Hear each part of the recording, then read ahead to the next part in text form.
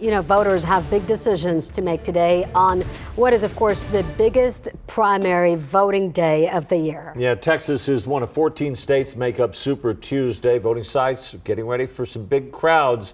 Erica Zucco is at the Brook Hollow Library this morning. That's always a busy spot, Erica. Yeah, Barry, and I know that you voted during early voting at this location and said you saw some long lines, but we know that the elections department and all of these election judges have been getting ready for today, hoping to make sure that it is smooth for all of those voters heading out there today. We know that the polls open up in just about an hour at hundreds of locations across Bexar County, and voters can choose to vote at any of those locations. You'll just want to make sure that you bring your voter ID. You might also want to print out a sample ballot ahead of time, no matter which primary you're voting in, so that you can go through the candidates, do a little bit of research, make sure that you know how you're going to vote when you head into the booth there.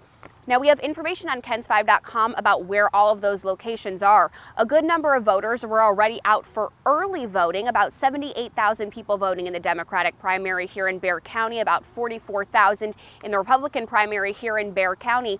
And since Texas is an open primary state, you can vote in the primary election even if you are not a registered Republican or Democrat, but you can only choose one of those parties to vote in the elections for each calendar year. Now, of course, there are a lot of local offices that you're going to be able to vote in this election for. You're going to be voting for Bexar County Sheriff. There's also some county commission spots, as well as election judges, U.S. Senator, and some local and state offices as well. You can find more information on KENS5.com about everything that you need to know for Election Day. Again, the polls opening up at about 7 o'clock this morning. We're live at Brook Hollow Library. Erica Zucco, KENS5 Eyewitness News.